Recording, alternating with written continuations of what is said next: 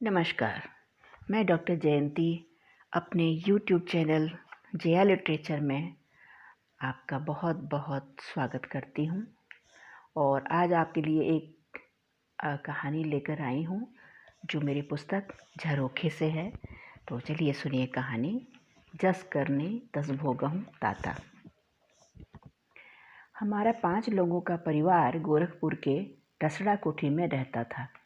मैं उस परिवार की सबसे बड़ी बेटी हूँ। उस रात अचानक मेरी नींद खुल गई। कलेजा धक धक करने लगा। रात के नीरव वातावरण को चीरती हुई एक करुण आवाज़ मेरे कानों में इतनी तेजी से आकर टकराई थी कि मेरी नींद खुल गई। अभी 1 घंटा पहले ही तो सोई थी पढ़ाई करके। मैं बीए के प्रथम वर्ष में पढ़ रही थी। वार्षिक परीक्षा चल रही थी। ऐसा नहीं था कि वह आवाज़ आज पहली बार सुनी थी मैंने, बल्कि यह अक्सर सुनाई देती थी जब सामने वाली नई किराएदार चाची के पति छुट्टियों में घर आते। 1-2 दिन तो चैन से रहते, पर तीसरे या चौथे दिन तो चाची जी को भयंकर रूप से पीटते। वेदना से तड़पती चाची अपनी रुलाई दबा नहीं पाती थी और घर की देहरी को लांघकर उनकी करुण आवाज़ मोहल्ले के हर घर में पहुंचती थी। मारने पीटने वाले हथियारों जैसे डंडे और चप्पल, चिमटी की आवाज़ भी साफ सुनाई देती थी, क्योंकि जहाँ यह जघन्य क्रियाकलाप होता वह मुश्किल से 20 मीटर की दूरी पर ही था। लोग अपनी खिड़कियों और झरोखों से झांकते थे और शायद सहानुभूति भी व्यक्त करते ही होंगे, परंतु किसी की सहानुभूति से चाची का कुछ बनने वाला नहीं था, क्योंकि यह तो उन्होंने अपने पूरे जीवन के लिए अपनी किस्मत में खुद लिख लिया था। यहाँ तक कि लोग मोहल्ले में उन्हें मोटेरी के नाम से ही संबोधित करते थे। कारण यह था कि उन्हें मुंह पर लकवा मार गया था और मुंह एक ओर घूमकर सदा के लिए तिरछा हो गया था। एक आँख बार बार ऐंच आ जाती थी जब वह बोलती थी। धीरे धीरे वह मेरे घर भी आने लगी थी। अम्मा के पास बैठती और घंटे 2 घंटे बातें करके चली जाती। हालांकि तब अभिवादन और सामान्य हालचाल से अधिक मेरा मतलब उनसे नहीं रहा। फिर भी न जाने कहाँ से वो बातें मुझे पता चल गई थी, जिनके कारण उनका जीवन नर्क बन गया था। अब बिल्कुल याद नहीं। हाँ, मैं यह तो देखती थी कि अपने जीवन यापन के लिए वह दुकानों से स्वेटर लाती और उनकी सिलाई करती। सुना था उनके पति उन दिनों 60 रुपये महीना दिया करते थे, जिससे चाची का काम चलता था। यही उनकी आमदनी के स्रोत थे। रात को जब गांव वाले अपने घर जल्दी जाने के चक्कर में सब्जियां औने पौने भाव बेचते हैं, उस समय चाची सब्जी मंडी, जो घर के ठीक पीछे ही थी, जाती और सस्ती सब्जियां खरीद लाती। उन्हीं 60 रुपयों में से बेचारी पूरे महीने न जाने कैसे खर्च चलाती, भगवान ही जानता था। हम तो बस यह देखते कि वह खा पी रही हैं, चल फिर रही हैं और महीने 2 महीने में भयंकर रूप से पिट कर भी जिंदा ही बच जाती हैं। जिंदगी बस ऐसे ही चली जा रही थी। धीरे धीरे मेरी जान पहचान चाची से थोड़ी बढ़ने लगी थी। अब वह मुझसे भी थोड़ी बहुत बातें कर लिया करती थी। एक दिन चाची एक बहुत सुंदर सी लड़की को लेकर मेरे घर आई। मैंने पूछा, चाची यह कौन है? तो बोली, मेरी बेटी है। मैंने आश्चर्य से कहा, आपकी बेटी? अगर आपकी बेटी है तो आपके साथ क्यों नहीं रहती? और वह लंबी सी औरत जिसके साथ यह आई है, वह कौन है? चाची बोली, वह मेरी भतीजी है। चाची की वह बेटी जिसकी उम्र 7 से 8 वर्ष की थी और चाची 45-50 वर्ष के बीच की थी, किसी भी कोण से वह इनकी बेटी नहीं लगती थी। खैर, चाची यह सच्चाई बहुत दिनों तक मुझसे नहीं छिपा पाई थी। एक दिन जब उनके पति आकर और हमेशा अपना पिटाई वाला कार्यक्रम करके वापस चले गए तो चाची मेरे घर आई। उस दिन मेरी अम्मा हमारे किसी रिश्तेदार के घर गई थी। घर में मैं ही अकेली थी, परंतु चाची तो हमारे यहाँ समय बिताने का मानो मूड बनाकर ही आई थी, इसलिए बैठ ही गई। धीरे धीरे मुझसे ही बातें करने लगी और आत्मीयता बढ़ाने लगी। तब मुझ में भी न जाने कहाँ से इतनी शक्ति आ गई कि मैंने उनसे पूछ लिया, चाची मोहल्ले में लोग कहते हैं कि सरिता आपकी बेटी नहीं है, और वह जिसे आप अपनी भतीजी कह रही थी ना, उसे आपकी सौत बताते हैं। मैं आपसे ही पूछती हूँ, मुझे किसी और की बात पर विश्वास नहीं है। लोग तो न जाने क्या क्या कहते हैं। चाची एकदम से गमगीन हो गई थी। धीरे से बोली, अंजू जी ठीक ही कहते हैं लोग, ऐसा ही है। मुझे एकाएक अपने कानों पर विश्वास नहीं हुआ। मैंने एक बार फिर झिझकते हुए पूछा, क्या कह रही हैं चाची? चाची ने कहा, हाँ अंजू, वैसे तो वह मेरी बेटी है, पर उसको जन्म मैंने नहीं दिया। चाची पहेलियाँ मत बुझाओ, क्या माजरा है, थोड़ा विस्तार से बताओ। मेरी समझ में कुछ नहीं आ रहा था। मेरी उलझन देखकर चाची ने कहना शुरू किया, देखो अंजू, हमारा विवाह मेजर साहब के साथ अब से 20 वर्ष पहले हुआ था। 12 वर्ष बीत गए, पर हमारे यहाँ कोई औलाद नहीं हुई। घर बाहर रिश्तेदारी तक में लोग दबी जुबान से मुझे बाँझ कहने लगे थे।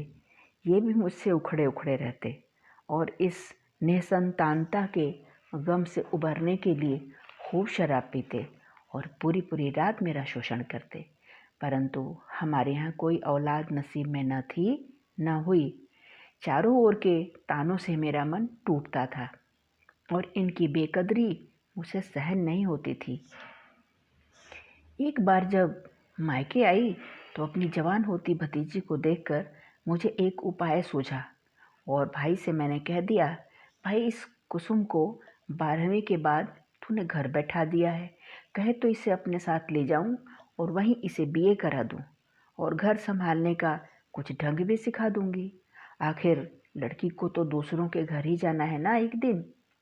भाई को मेरा विचार पसंद आया और उसने खुशी खुशी सीमा को मेरे साथ भेज दिया। सगी बहन हूँ ना, इसलिए कोई शक शुबहा नहीं किया। हम तीनों गुवाहाटी अपने सरकारी बंगले में पहुँच गए। वहाँ के सुंदर नज़ारों को देखकर सीमा अत्यंत मुग्ध हो गई।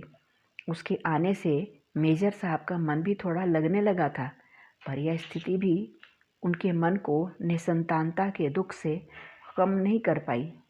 पिछले दिनों वो कभी कभार किसी के आ जाने पर ही साथ देने के लिए शराब पी लिया करते थे, परंतु अब पहले की तरह ही पीने लगे थे। एक रात उन्होंने काफ़ी शराब पी ली थी और मुझे आवाज़ लगाए जा रहे थे। उस दिन मेरा मन उनके पास जाने का बिल्कुल भी नहीं था, इसलिए पानी का गिलास लेकर मैंने सीमा को ही आगे किया और कहा, चल सीमा, तेरे फूफा जी को पानी देकर आते हैं। उस दिन मैंने सीमा को अच्छे कपड़े पहना रखे थे, मसलन अपनी बहुत अच्छी साड़ी और कुछ अच्छे जेवर पहना रखे थे। यह कहकर कि आज फूफा जी के साथ कहीं पार्टी में जाना है, पर उन्हें बैठकर पीते देखकर सीमा ने कहा, बुआ फूफा जी तो होश में नहीं लगते, पार्टी में कैसे जाएंगे, कपड़े बदल लूँ क्या? परंतु मैंने किसी न किसी बहाने उसे कपड़े बदलने से रोके रखा। मैं सांस रोके सब सुन रही थी। फिर क्या हुआ चाची? चाची ने उस दिन सब बता देने का मानो मूड बना लिया था। बोली, जैसे ही कमरे के दरवाजे पर पहुँचे, हमने देखा मेजर साहब निढाल से अपनी आराम कुर्सी पर बैठे हुए थे और शोभा शोभा आवाज़ दिए जा रहे थे। मैंने सीमा को कहा, सीमा तुम ही अपने फूफा जी को पानी पकड़ा दो। सीमा ने मेरे हाथ से पानी का गिलास ले लिया और कमरों में टग बढ़ा दिए, और जैसे ही वो फूफा जी के कमरे तक पहुंची, मैंने कमरे की बत्ती बंद कर दी और दरवाज़ा बाहर से बंद कर दिए। दूर से मेजर साहब ने मदहोशी की हालत में और मेरी साड़ी में मुझे ही समझा और अंधेरा होते ही वो रोज़ की तरह अपने यंत्रवत और भावना शून्य काम में लग गए। सीमा उन्हें रोकती रह गई, पर उन्होंने रोज़ के स्त्री सुलभ नखरे से ज़्यादा नहीं समझा। उधर पहली बार पुरुष के स्पर्श से न चाहती हुई सीमा के शरीर ने विरोध करना छोड़ दिया था, और जब तूफान गुजरा और उन्होंने बिजली जलाई तो सामने सीमा को देखकर अपना माथा पीटने लगे। फिर माथा पीटना छोड़कर जैसे ही दरवाजे पर हाथ लगाया तो वो खुल गया। बीच में जाकर मैंने दरवाज़ा धीरे से खोल दिया था।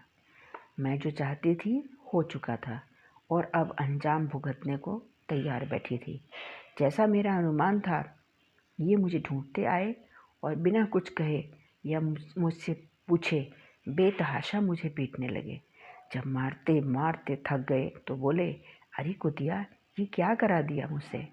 उस समय तो चुप होकर पिट लेने में ही मैंने अपनी भलाई समझी, परंतु कई दिनों बाद मैंने इतना ही कहा कि सीमा से अगर कोई बच्चा हो जाए तो हम लोगों को यह कह देंगे कि हमारा ही बच्चा है। मैंने तो आपको संतान के लिए दुखी देखकर ही ऐसा किया था। अरे बदजात, क्या तेरे घर खानदान में ऐसा ही होता है? और 4-5 थप्पड़ फिर इन्होंने मुझे जड़ दिए। उधर सीमा 3-4 दिन तक बुरी तरह रोती रही और बोली, बुआ, आप घर से इतनी दूर मुझे बच्चा पैदा करवाने के लिए ही लाई थी, कोई बीए कराने के लिए नहीं लाई थी। अब आपको बुआ कहते हुए भी मुझे शर्म आ रही है। आप बुआ जैसे निकट रिश्ते पर कलंक हैं। मैं सब कुछ चुपचाप सुनती रही और नज़रें नीची करती रही।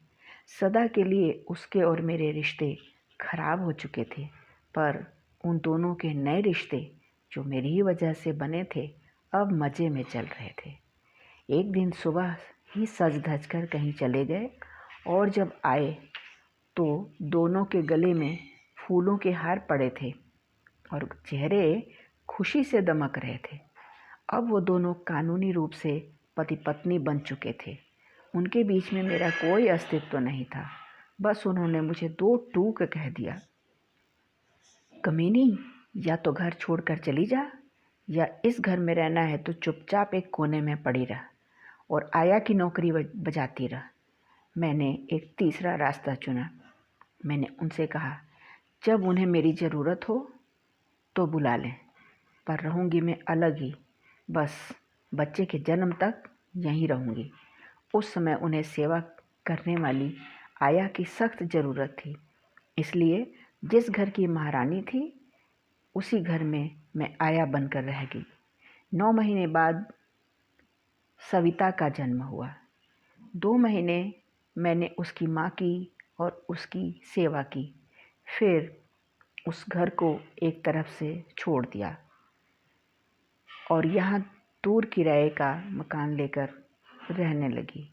यहाँ का पता मैंने एक पत्र लिखकर भेज दिया था, इसलिए वह कभी कभी सपरिवार और कभी अकेले चले आते हैं।